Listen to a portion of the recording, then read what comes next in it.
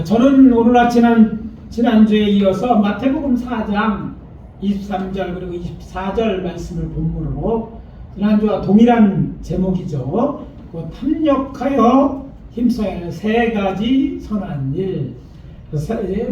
어제 지난주가 1이었다면 2라고 할 수 있는데, 그리고 성도들이 구체적으로 어떤 일을 해야 하는지 말씀드림으로 은혜를 나누도록 하겠습니다. 오늘의 첫 번째 메시지입니다. 합력하여 하나님을 예배하는 일에 힘쓰자. 따라해 봅시다. 합력하여 하나님을 예배하는 일에 힘쓰자. 인간 창조의 목적에 대해 잘 보여주는 이사야서 43장 21절의 말씀입니다. 이 백성은 나를 위하여 지었나니 나를 찬송하게 하려 함이라. 세상 사람들이 착각하는 것은요, 하나님이 나를 위해 있는 주냐는, 그렇지만 내가 나를 위해 있고 나를 위해 뭐 해줘야 돼, 그러면 내가 믿어주고 뭐 이렇게 한다고 생각해. 착각이에요. 사실 우리가 믿든지 안 믿든지 하나님이 여전히 하나님이시고 영광 존귀 받으시기에 합당하신 분이에요. 여호와님께서는 이제 아브라함을 택하시고 그에게 너로 내가 큰 민족을 이루어주겠다 하시고 세상 모든 사람이 너로 말미암아 복을 받게 하실 것이라고 약속하셨어요. 너무나 잘 아는 말씀이에요.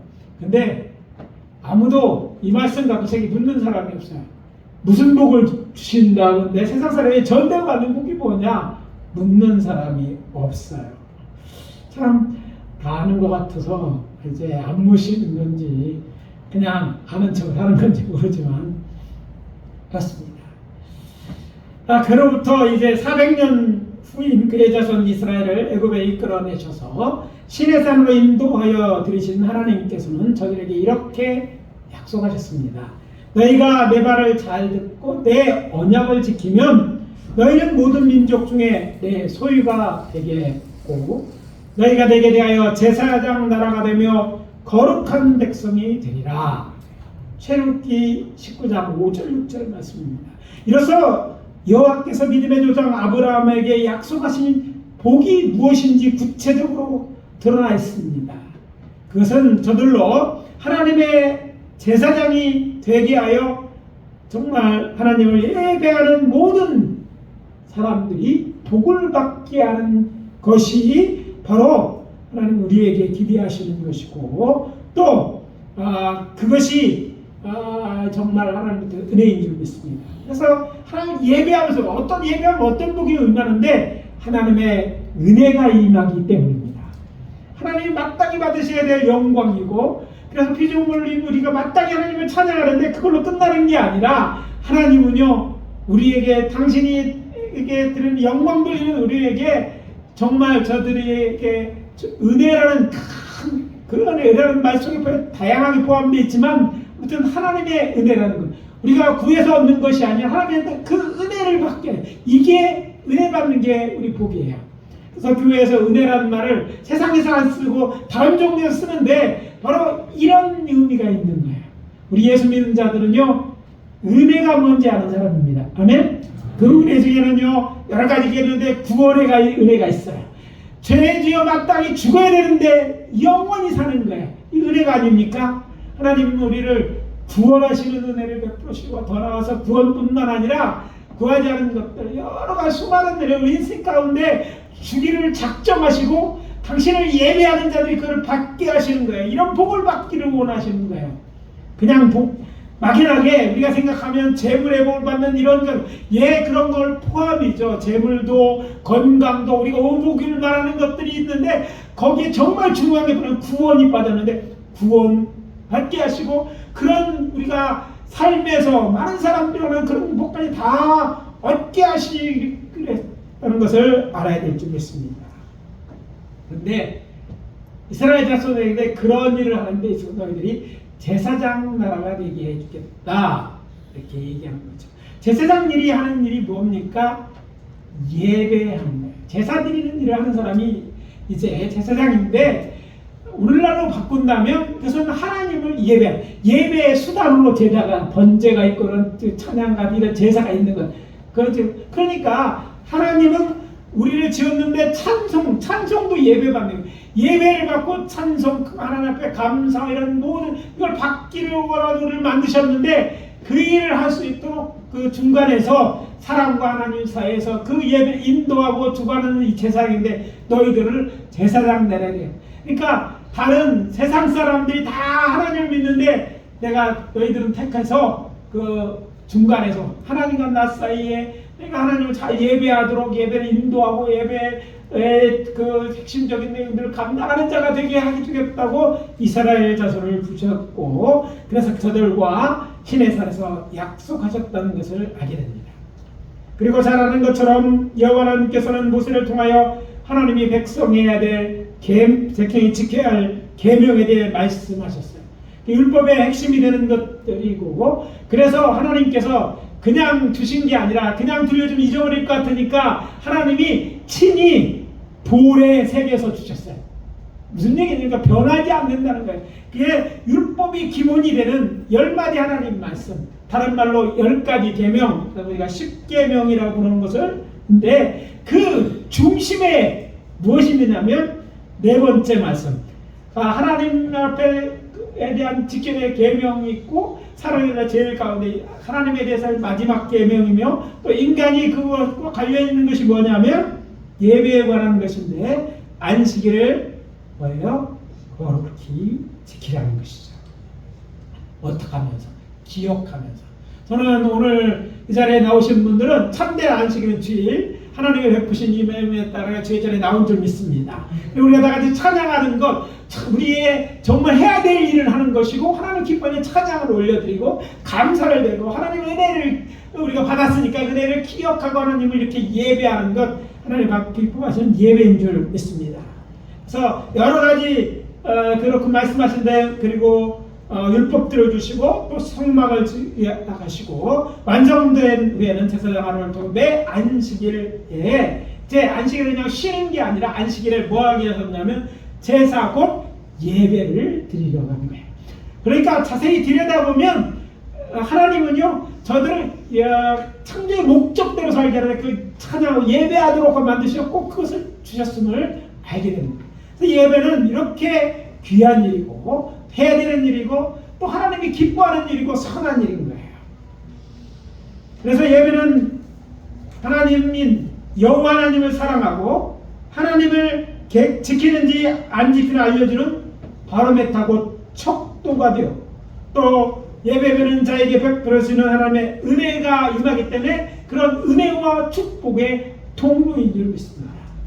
왜 매주 나와서 예배하냐 뭐 이렇게 생각하는 사람도 있어. 신앙의 학교 때 모를 땐 그래. 근데 이 예배 드리는 게 우리가 마땅히 해야 될 일이고요. 예배는 그렇게 마땅히 해야 될 일임에도 불구하고 하나님은 여기에 놀라운 은혜 복을 숨겨두셨는데 거기에 은혜를 하나님은 예배를 받으시고 그리고 예배하는 자에게 하나님의 풍성한 은혜를 주시되 신령한 은혜들 하늘에서 우리에게 필요한 것들 세상에 얻을 수 없는 것들 시작해서 땅에 기름돼 우리의 삶에 필요한 것들 구하는 것들에까지 이런 것들을 이런 시간에 우리가 주시겠다는 거예요.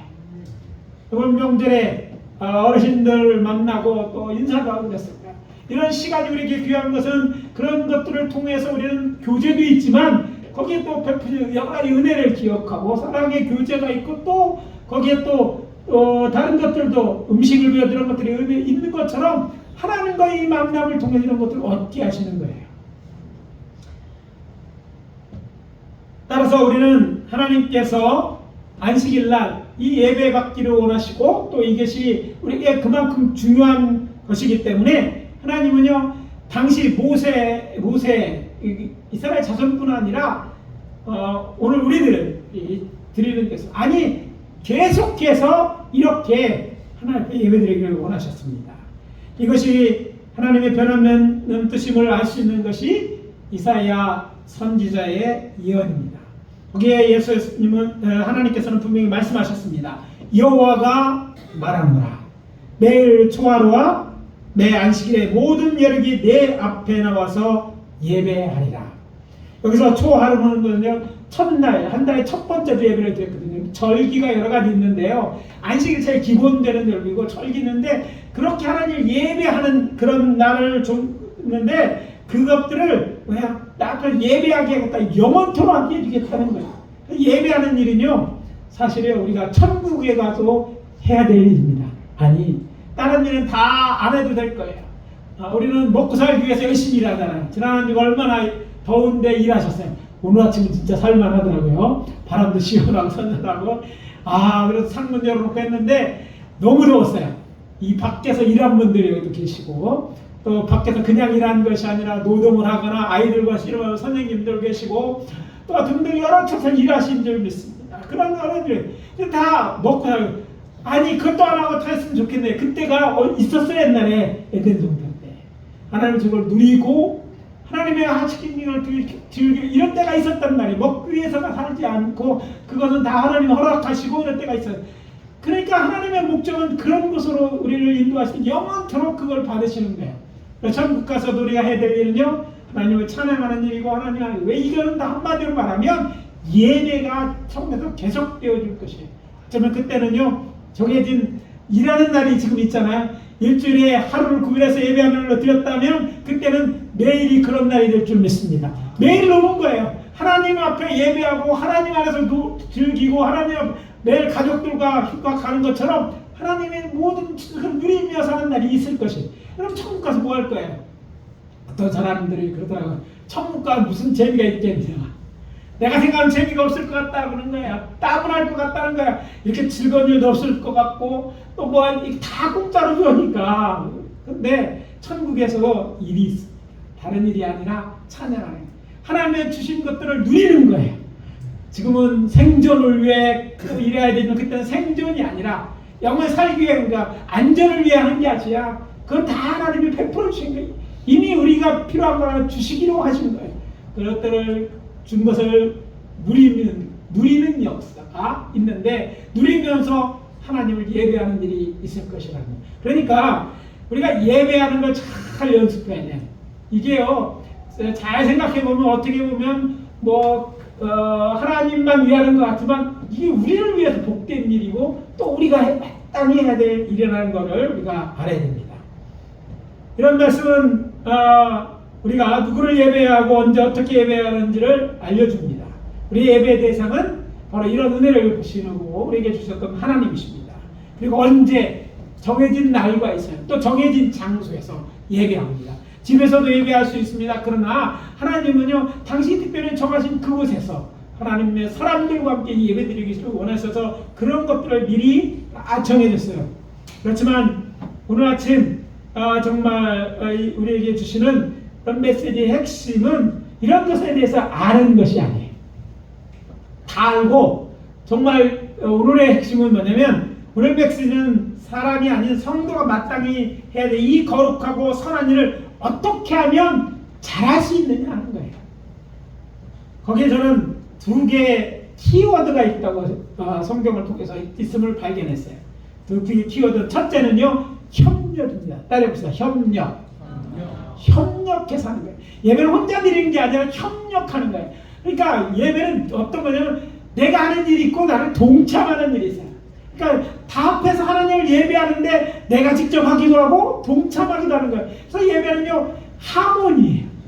그런 생각해서 하는 거예요. 이렇게 성가대 일부러 그냥 하는 게 아니라 여러 사람이 다양한 몫으로 사부로 찬양하는 것처럼 조화를 이루는 것처럼 많은 사람이 문화가 다르고 나이가 다르고 모든 사람이 협력해서 하나님을 대상으로 해서 예배드리는 이 협력이 중요해요. 그래서 협력하는 데 힘써야 돼요.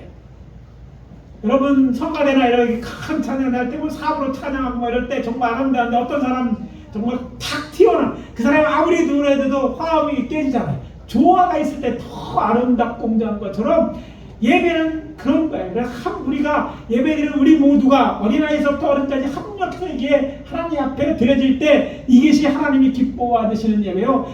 예배를 잘 드리는 거예요. 이것을 하나님이 기뻐하시는 거예요. 두 번째는 키워드는요. 힘씀이에요.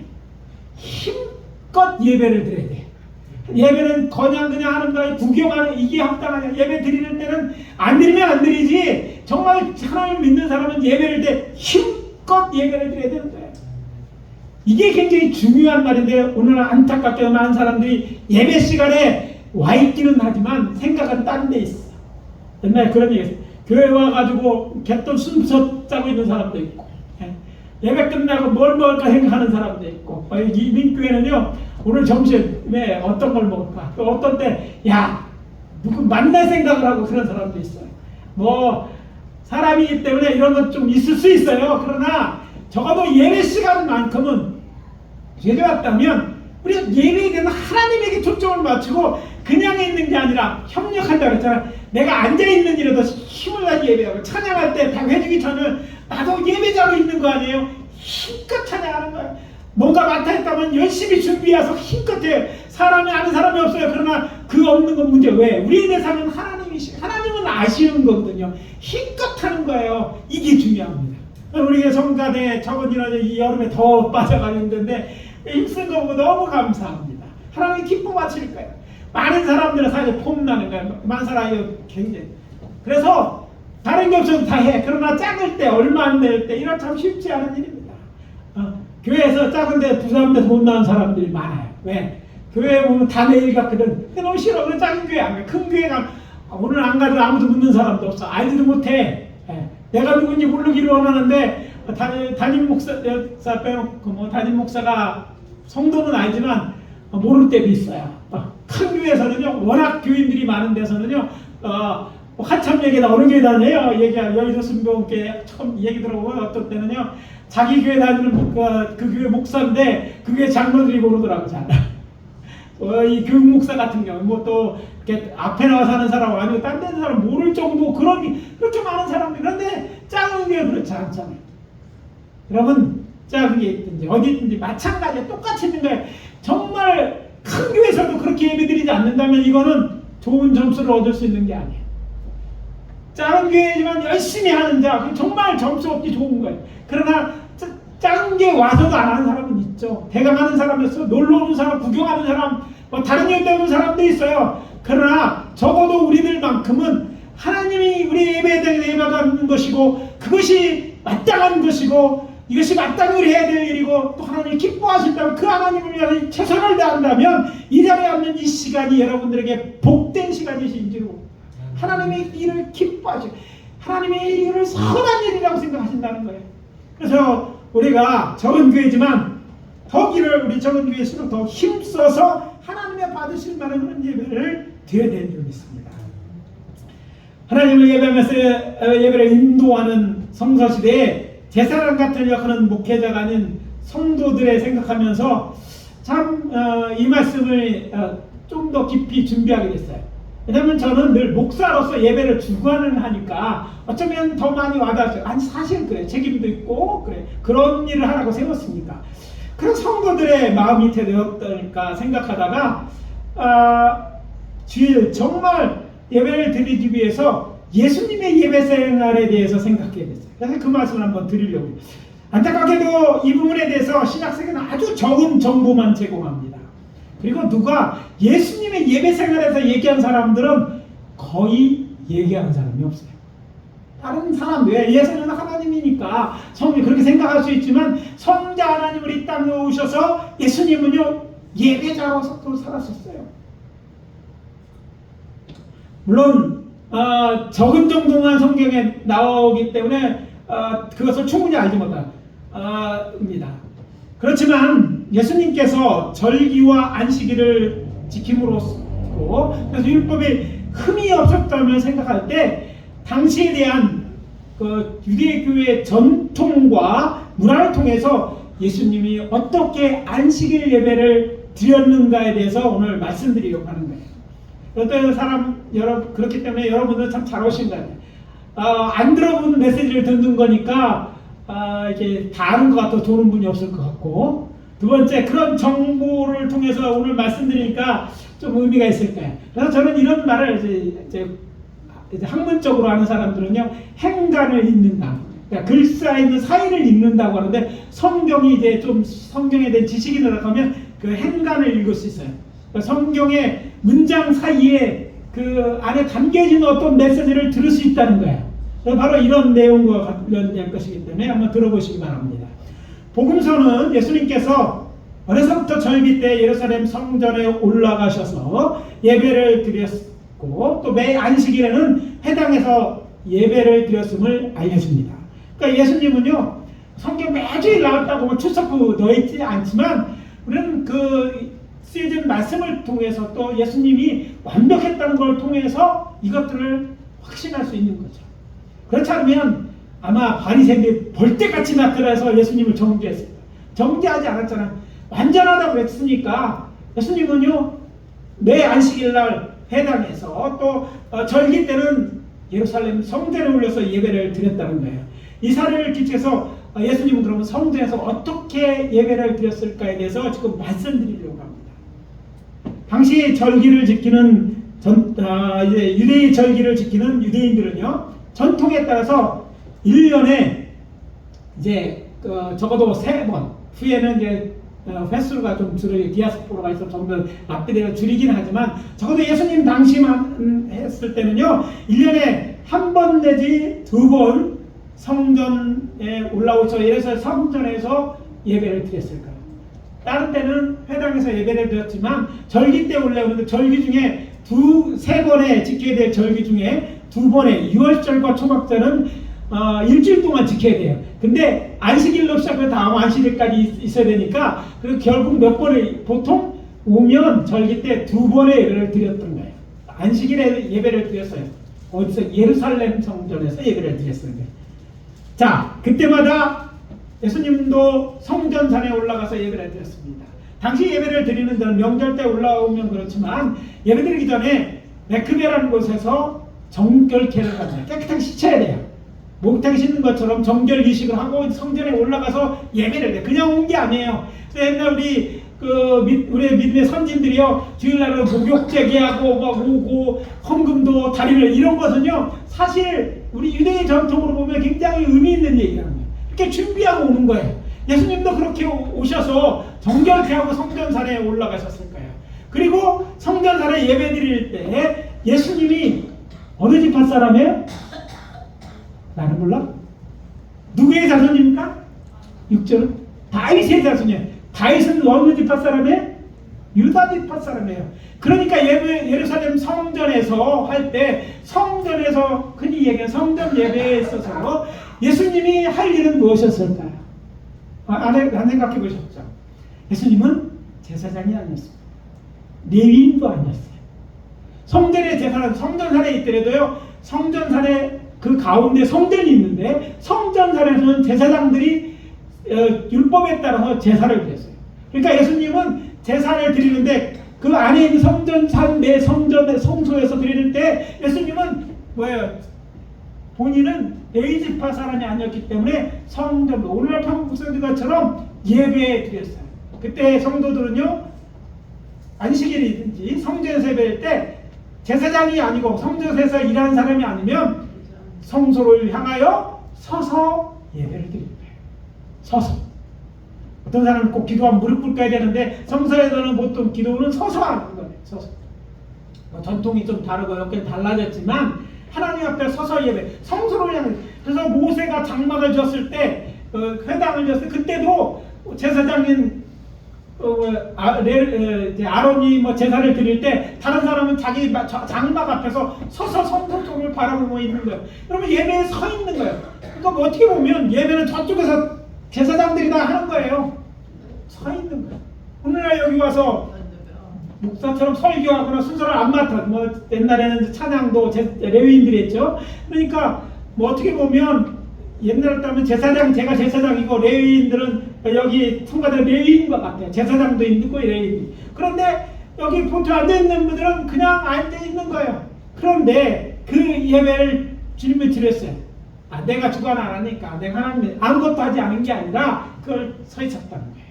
자, 이걸 통해서 생각해 봅니다. 예수님은 서서 번제에서 예배했구나.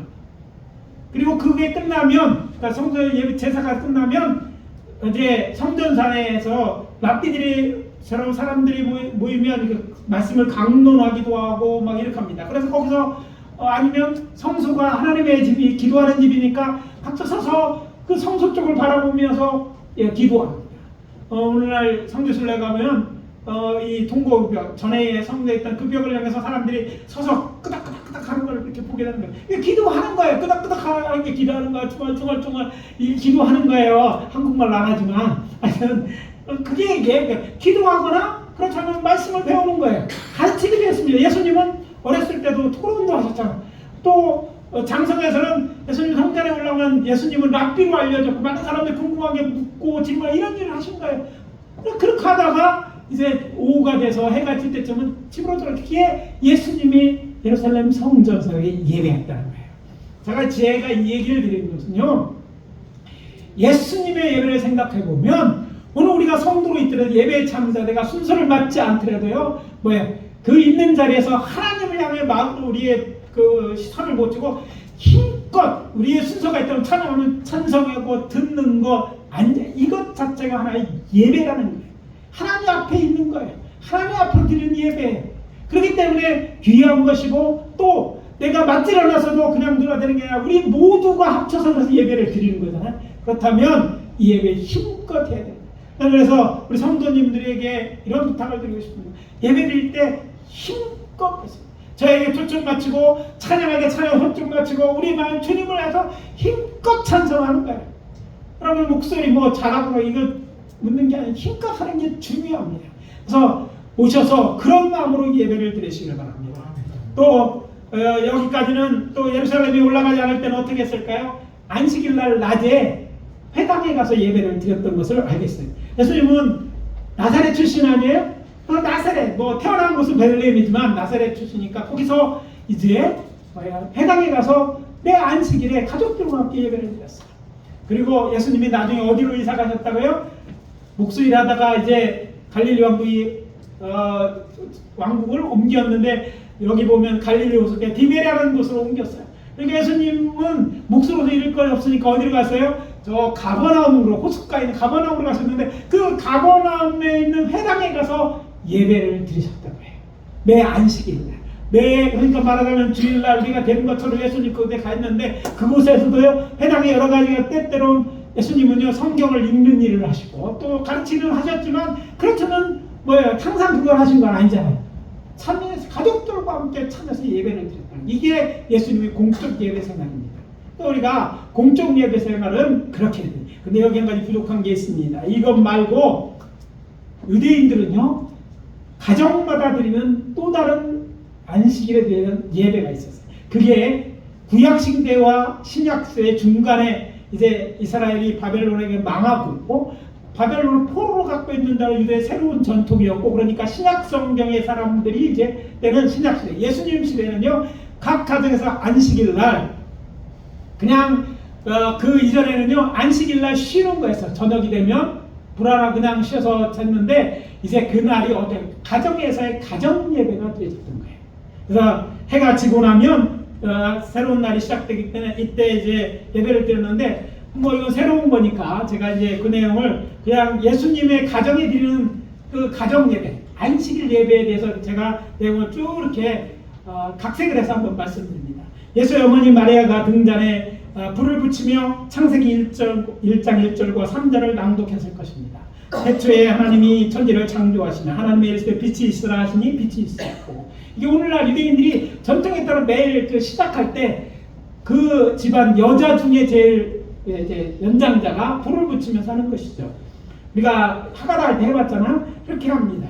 이어 가장이었던 예수님이요 일어나서 안식일에 주신 여호와의 하나님께 감사의 기도를 하는데 먼저 포도주로 잔을 들어 하나님께 감사하고 또 안식일에는 한라빵을 들어서 하나님 앞에 감사 기도를 올렸습니다. 물론 절기 때는 무교절 때는요 무교전병을 들어 맞짱을 들고 했어요. 이렇게 포도주와 그들의 먹고만 포도주와 마실 그 빵에 대해서도 그 감사 기도를 드렸습니다. 이어서 아가서와 시편 29편을 낭독하고 여호와 하나님으로 또 그 함께한 자들을 조금 송축하고 가족들을 축복한 후에 이제 저녁식 있는 것을 다 나눕니다. 유대인들은요 당시에도 제일 좋은 음식을 그때 내놨어요. 가족들이 이날만큼 주변에 다 집에 오는 거예요. 형제들이 나가서 할 때도 그 집에 와서 같이 예배를 드리니까 대식구가 모이는 날이잖아. 에시서도 오고 그때는요 그런데 유대인들은 특히 갈릴리 호수에는 롱깁스랑 긴 잉어 이런 거 있는데 그거를 그때 놓고 하여튼 최고 좋은 음식을 나누면서 가정 예배를 드리는 거예요. 그러니까 그 하셨는데 식사 중에 가족들이 많은 대화를 했을 것입니다. 그 대화는 하나님의 말씀에 대한 거, 살아온 얘기, 하나님의 얘기로 이런 얘기들이 많았어요.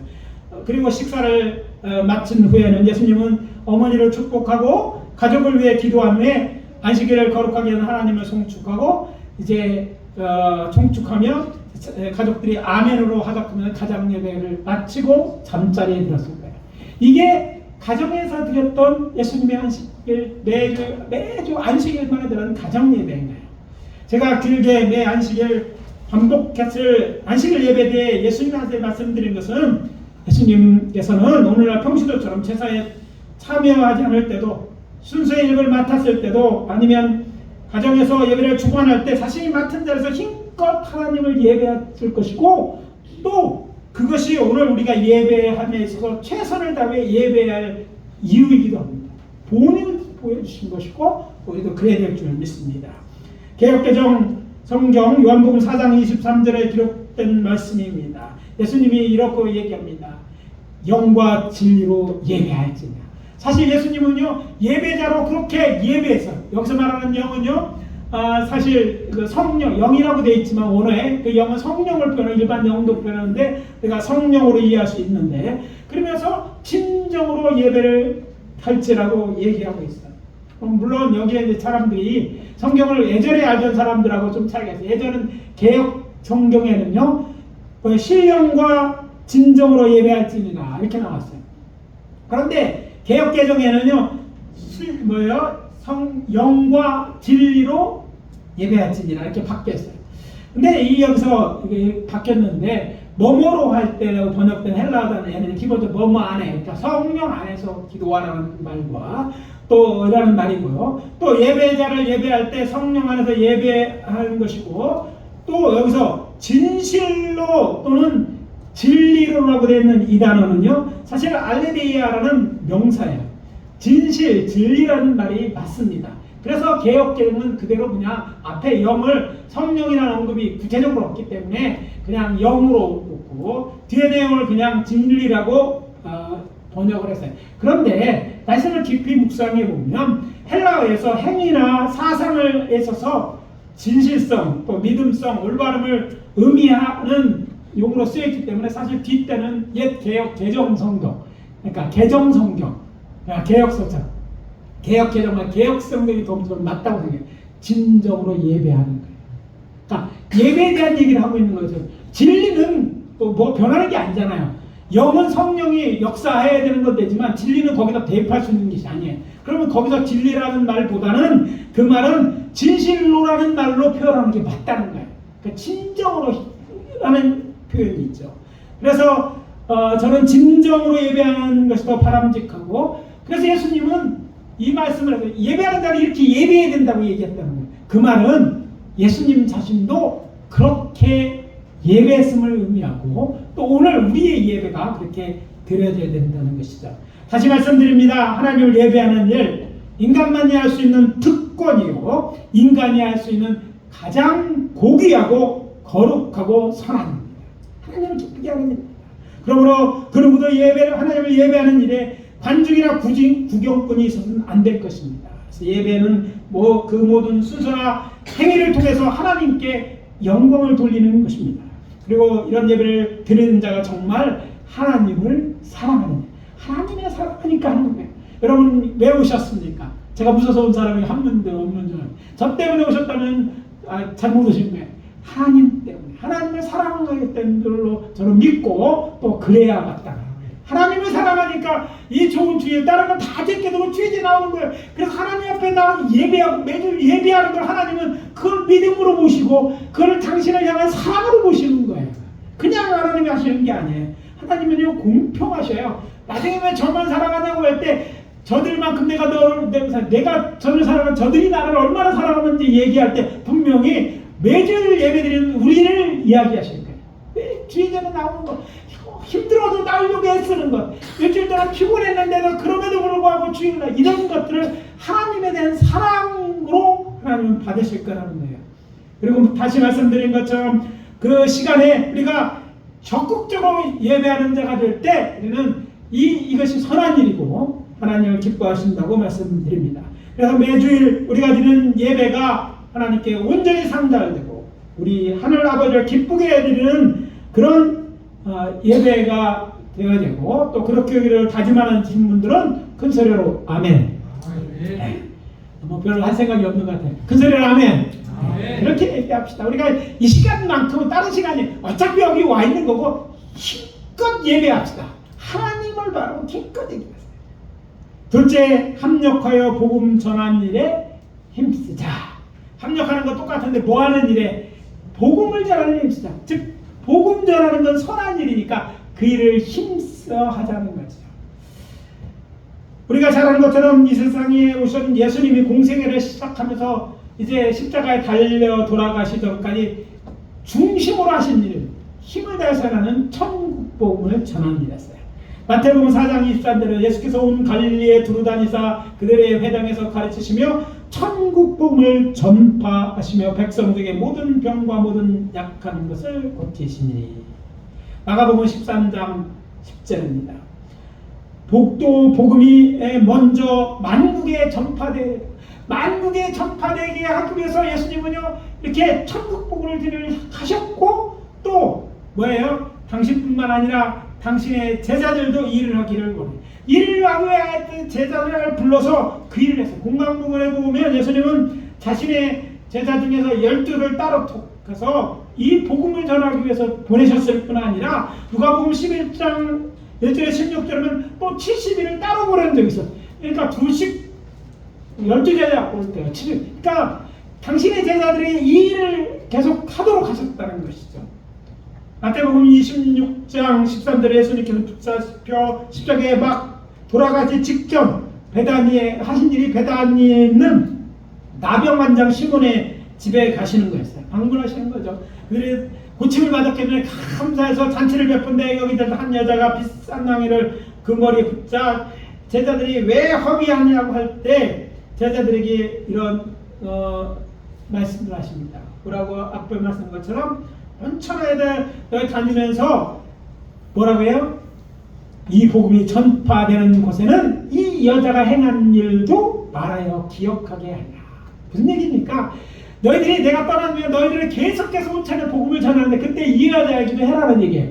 그러니까 제자들은 예수님이 살아계실 때만 복음을 들고 가는 게 아니라 예수님이 안 계실 때도 복음을 전해야 되고 이런 일을 해야 되는 것이에요. 복음 전하는 일은 그러니까 예수님의 일인과 동시에 예수님이 당신의 제자들에게 맡긴 일이고, 그래서 제자들이 마땅히 해야 될 일이고, 그 선한 일을 우리가 해야 된다는 거예요. 오늘 메시지 이건 다 알고 있는 얘기예요. 근데 중요한 건 뭐냐? 이걸 할 때 교회가 복음전을 그냥 사명이 그거지 알아. 근데 제일 힘든 게 뭐냐? 전도하는 거 아니에요? 제일 안 하는 것도 전도입니다. 그냥 미루지 말고 지금보다 더 열심을 내서 힘써 이 보는 일을 해야 된다는 거예요. 하고 있는 줄 압니다. 그러나 그것으로 충분하지 않아요. 힘써 하자는 거죠. 어떤 자처럼 목숨을 걸고 다 하지는 못할지라도 시간이 날 때가 아니 시간을 내서라도 이 복음전을 해야 되고, 이것이 하나님이 기뻐하시는 일이에요. 그리고 그거를 전할 때 예수님은 두씩 짝을 지어서 이건 협력해서 하는 일이기 때문에 그래. 혼자 잘 안 되는 거예요. 전도하러 혼자 가보지면요 잘 더 어려워요. 그러니까 이건 지혜의 방법인데 중요한 것은 이 또한 협력해서 힘써 해야 될 일이라는 말씀을 드리고 있는 것입니다. 신약성경의 유일한 역사적인 사도행전과 또 가장 많은 부분을 찾는 선지서를 보면 초대교회가 얼마나 복음 전하는 일에 진심이었다는 것을 알게 됩니다. 안타까워도 초대 예루살렘 때는 예수님의 명령에도 복음 성 밖으로 한 발짝으로 나가지 않았어요. 그랬더니 초대교회에 무슨 일이 있어요? 박해가 시작되죠. 박해가 살 수가 없어. 예수를 믿어야 되는데 믿으니까 딴 데로 나가면 그래서 어쩔 수 없이 예루살렘 밖으로 밖으로 피난 가는데 가면서 저들이 드디어 예수님이 원하는 그 일을 하는 거예요. 성령이 강권하면 가면서 드디어 복음을 전하기 시작해요. 사마리아에 온 유대에 땅 끝까지 이런 복음 전하는 일을 계속했던 것을 알 수 있습니다. 물론 그 선봉에 예수님의 제자들이 있었고 또 처음엔 박해지였으나 나중에 이방의 사도까지라고 불린 바울이 있었어요. 그래서 우리 사도행전은 바울의 제자이기 때문에 이 바울이 얼마나 하느냐를 잘 열심히 복음을 전했는지 거기 얼마나 진심이었는지가 기록되어 있어요. 그러나 그것 제외한 다른 데는 그곳에서 나오지만 다른 것을 다 비교해 볼 때 분명한 것은 예수님의 제자들은요, 처음엔 예수님을 배반한 베드로도 있고 제대로 못했지만 나중에는요 이 일에 얼마나 힘껏 했는지 그 12 중에 사도 요한 빼놓고는 다 순교하면서까지 복음 전하면서, 사실 우리가 사도 요한을 생순교자게 밤모색에 잡혀서 있을 때까지 너무 나이 들 때 그때까지 복음을 전하면서 하다가 안 죽어서 그렇지, 순교를 안 해서 그렇지, 마치 살아있는 것처럼 그 일을 평생 한 사람이 또 요한인 거예요. 그러니까 예수님의 제자들은요 마지막까지 일에 힘을 다해서 했어요. 오늘 우리들은 여러분들에서 정말 본격적으로 했는 자로 부름을 받지 않았습니다. 그러나 기억해야 될 것은요, 저들이 이런 복음 전하는 결과 그로부터 300년이 되기 전에 불과 300년 후에 로마가 지난번 말씀에 기독교 국가 된 것처럼 초대교회들은 이것들을 열심히 했는데, 오늘 우리 예수의 제자는 우리도 복음 전하는 일에 힘써야 되는 거예요. 여태까지 해보신 줄 알지만 좀 더 힘을 냅시다. 여러분 다른 일도 다 중요하지만 복음 전하는 아주 복음 전하는데 꼭 해야 되는 일이에요. 이게 생명을 살리는 일이기 때문에 살리는 게 제일 중요하잖아요. 일단 살려야 될 거 아니에요. 영생을 해야 돼. 그러니까 우리가 전하지 않으면 저들이 죽고, 우리가 전하면 산다면 우리가 살리기 위해서 복음을 전해야 되는데, 이것이 주님의 미원이고 명령의 뜻인데 힘써 합시다. 그리고 같이 합시다. 그래서 교회에서 할 때 잘 모르면 교회에 오늘 빵 할 때 했다도 와플 할 때도 하셔요. 그렇게는 참석하는 거예요. 전도할 일에 갖고 오는 거 해보세요.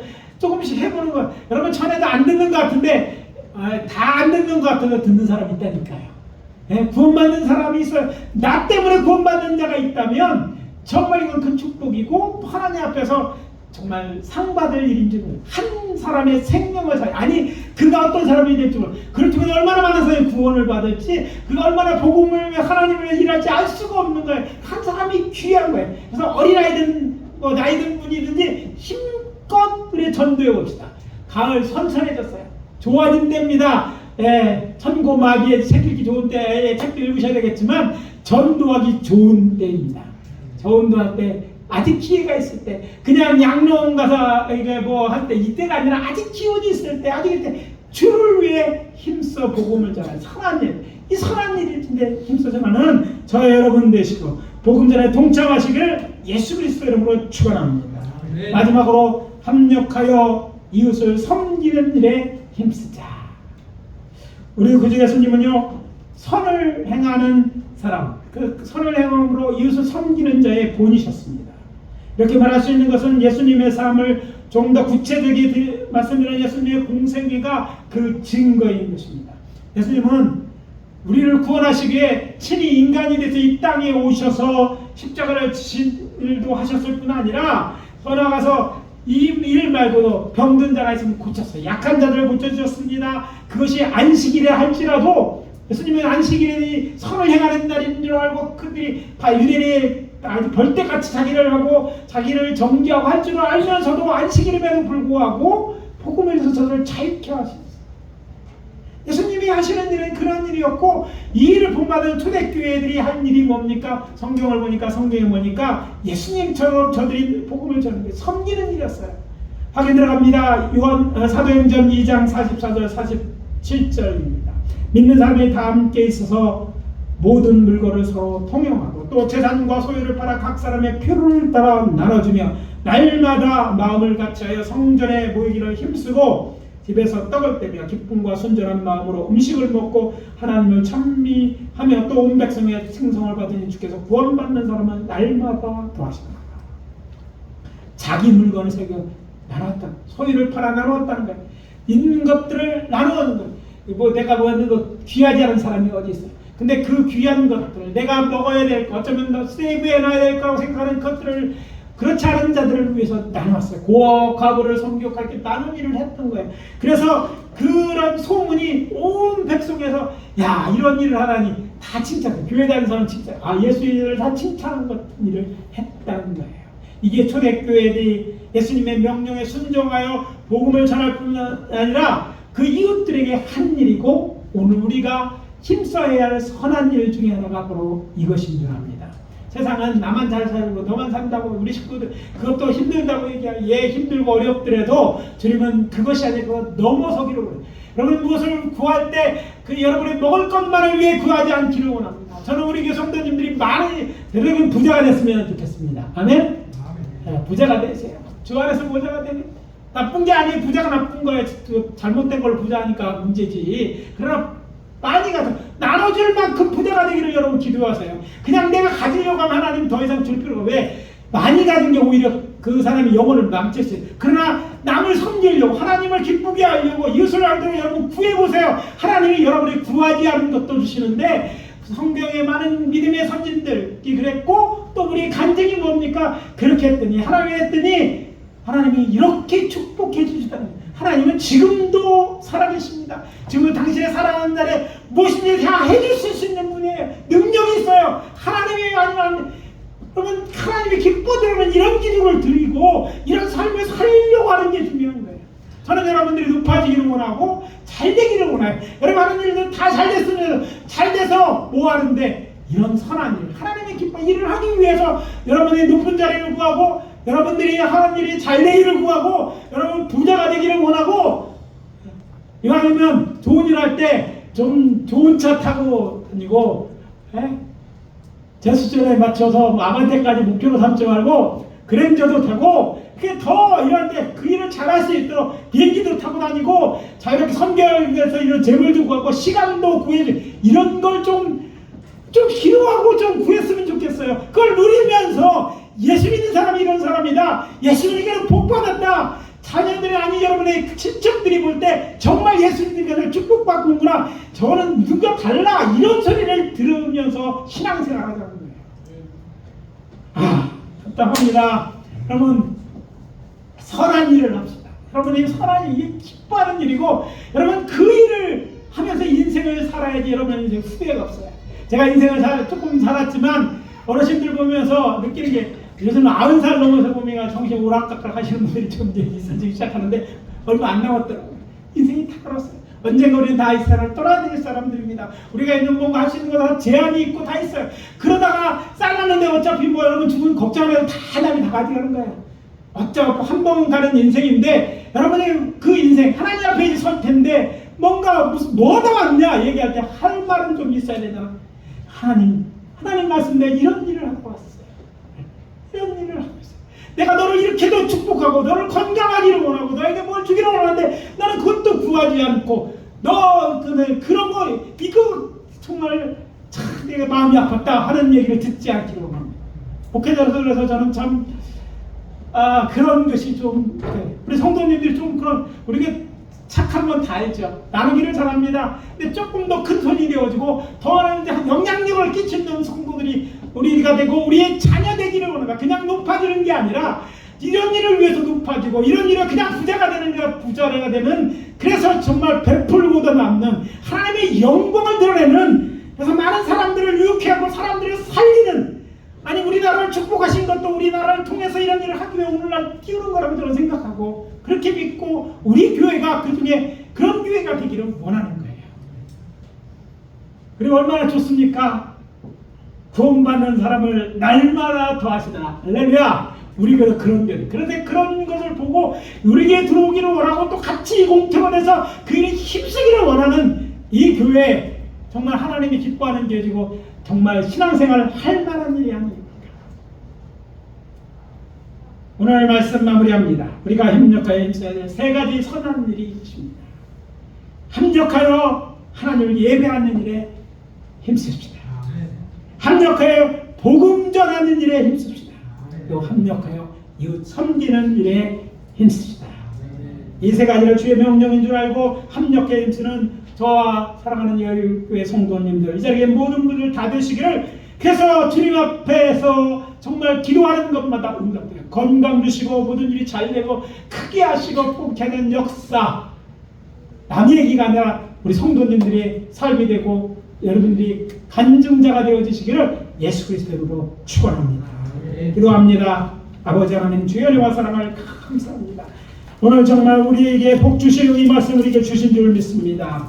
합력해서 힘써 이 선한 일을 행하는 저희들 되게 하시되 정말 예배의 진심으로 힘껏 예배하게 도와주시고 아버지 복음 전하는 일에 힘쓰게 도와주시고 선한 일을 할 수 있도록 힘 주시고 건강 주시고 물질 주시고 축복해 주시옵소서.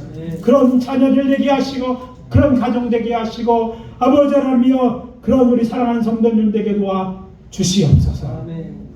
지금은 우리 구주 예수 그리스도의 은혜와 하나님 아버지의 사랑하심과 성령님의 내주 역사 교통하심이 합력해 힘써 선한 일을 하기를 원하는 주의 자녀들 한 사람 한 사람 머리 위에 지금부터 영원까지 함께 하실지어다. 아멘.